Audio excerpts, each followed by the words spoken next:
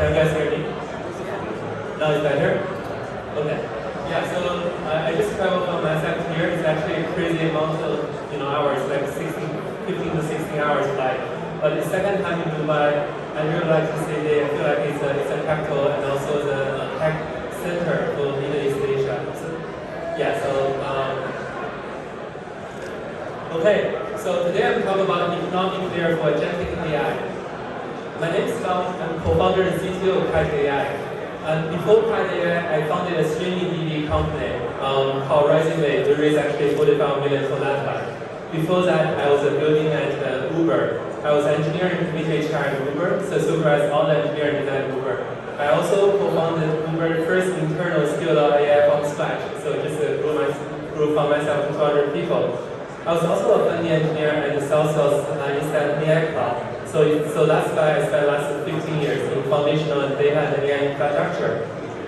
Kite AI team also has a group of people both has deep expertise in AI and blockchain. My co-founder Chi got her PhD from Berkeley. She was also lead product management at Databricks before. We also have Yusuke in the AI development here. He has 30 plus patents and 15 plus populations in the AI field. And then we also have head of the BD and have ecosystem from their ecosystem joining us in head of BD and head ecosystem. So we have building the proof of distributed intelligence since almost 3 years ago. Our partner and customer include like eigenlayer, near, and the story in this case. So we empower the infrastructure for story and eigenlayer for last year and a half. So we also backed by world-class investors like General Catalyst, Avalanche, HVAC, and PayPal here. So we work with PayPal for bring the stablecoin as a payment rail to the rest of the world. So what's the biggest problem? We are very problem-centric. What's the biggest problem today is that agentic AI has reached a breakthrough point. In this case, you want to be able to make agentic data AI act autonomously. You want to be able to assign an ID to your agent, let your agent handle everything for you, and then including payment, including communicate with other agent, service provider in this case, and you want to make sure the agent can verify the communication with other agent service automatically. And if there is a break of SLA, you want your agent actually dispute it for you. But now this is actually today's available. In this case, so that's why Kite AI is a layer 1 or infrastructure to support, to assign an ID to the agent. Let the agent actually autonomously operate it. Agent can spend based on the spending rules you give it to your agent. Agent can verify the service level agreement with other service, and agent can interact with the service with other service as well. So what we Kite AI do is that we want to be the economic layer for agentic AI. We want to make sure agent was able to find its ID, just interact on behalf of you, discover service on behalf of you, transact transact with other service on behalf of you, and operate automatically. So depending on time, we can do a live demo today. Like I basically just my personal agent can build with my Uber agent and then interact with the Uber agent and interact on behalf of me. So Kite AI is building an infrastructure, a layer 1 ecosystem to allow agent actually interact on behalf of me. For example, to discover service available there, digital service available there, and then to interact with the service and then transact with service. Now I'm going to do a live demo here. So this is an agent run locally. Everything run locally here, and then. So basically, what I have here is that my local agent able to interact with the Kite AI service provider. In this case, it's actually there's a Uber service provider here. So in this case, I say, hey, my personal agent find the Uber service on top of the platform, order Uber for me, and then I have a budget maybe $20.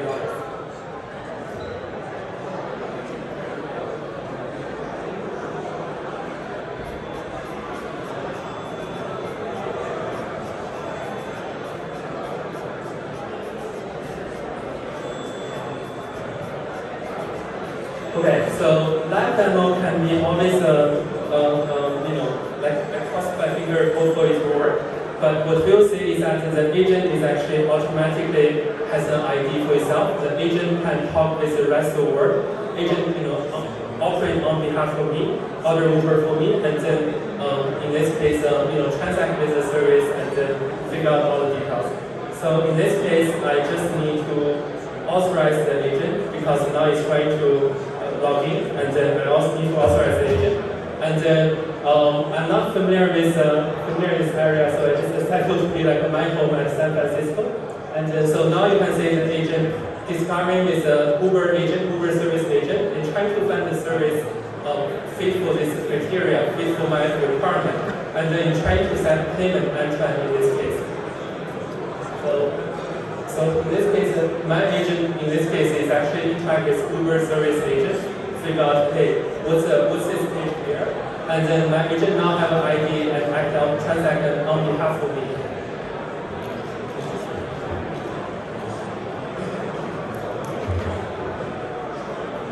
So in this case, I hard code the address, my home address.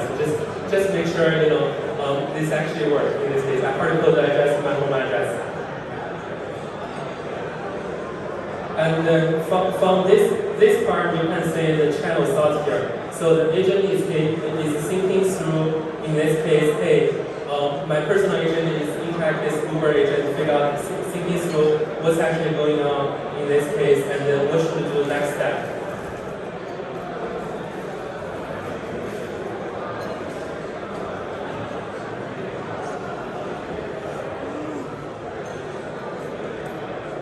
Okay, so now for anyone who is familiar with San Francisco, now it's actually calling a Uber from San Francisco, and then so agent is pretty smart in this case. So it will not only figure out exactly what button to press, it will figure out option stop. For example, when I give the instruction there, I give very vague instruction. I didn't tell them which Uber to select in this case. I didn't tell them console information in this case. But agent is very smart enough to figure out all this information by itself. If you look at the agent source here, currently it's figuring out what Uber to order. Okay, now it's requesting right. And then we can check if we can verify if this agent is actually calling the taxi. So now it's working. So you can see it's calling an Uber from my home to current building. It's calling Uber in production, use my PayPal, PYUSD to pay for the services and everything else. So I probably need to stop it. I don't really want that Uber drivers arrive at my home now. Oh, damn, it's already passed. Okay, let me cancel it later. So what Kite AI do here is that provide a service level platform to let all the service builder, MCP builder, in this case, provide your agent as a service agent. In this case, so you want to, if you're an agent builder, if you're a service builder, you want to empower the rest of the world with the service and agent you're building, you can build on top of platform. In this case, we assign ID to the agent. We allow the agent to interact with your service, interact with service, and pay for the services. And then in this case, that's why we have layer 1 ecosystem, so-called all the agent ecosystem with proof of AI, programmable AI value chain, and payment. And then the user of the agent can use PYUSD and other stable coin to pay for the service. So you can have agent really transact on behalf of you, in this case, the rest of the world.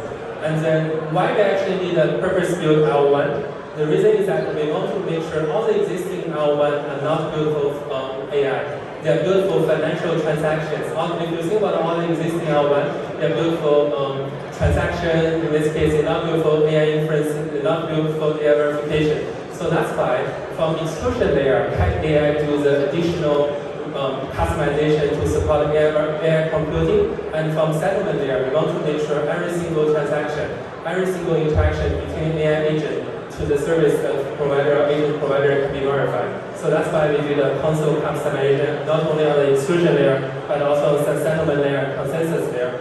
So in this case, based on the AI contributor's contribution, we can reward the corresponding reward to the corresponding AI contributor. So that's why we need to build our own layer 1 to meet all these requirements.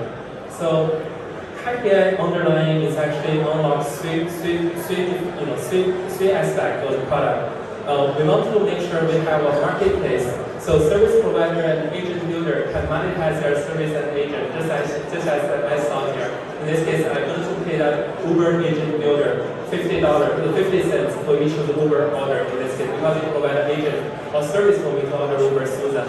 And then we also want to work with AI partner program. In this case, no matter you're a data provider, service builder, or agent builder, welcome to our ecosystem. We currently have more than 200 ecosystem partners working in line to work with, and then in this case, we want to forecasting well the most booming AI ecosystem. So if you're building service, if you're building agent or build data, just find us. And the last part is that DeFi is the backbone for economic layer. So we also foster a DeFi ecosystem. So we launched our first version of testnet. This is a community-focused product 2 months ago. And then we have already 4 million wallet and 800 million agent calls on top of us. But now we're more focused on the AI utility part. We want to make sure all the AI agents can build on top of Kite AI platform. We assign the idea, and then in this case, we can build trust for AI agent. The AI agent come on behalf of themselves. So today, this is actually the first day of the Token 2029. We have a list of event we're attending, and if you're interested in partnership or ecosystem, let us know. Kite AI has a council the research front and building front. We have a proof of AI journals with professor from UC Berkeley, Stanford, UT Austin, and a few other top schools. We also have a few more events with PayPal Venture, and we will have integrate with PayPal LLC to the payment, support agent payment and track. So yeah, if you're interested in building Kite AI ecosystem, feel free to find me after this talk or join our ecosystem. Thank you for coming.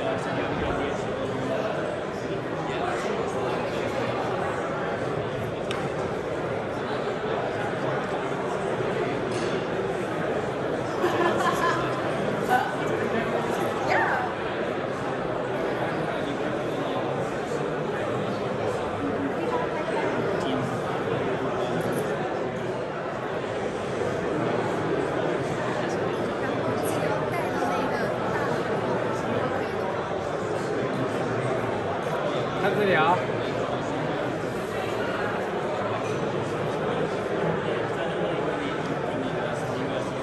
OK。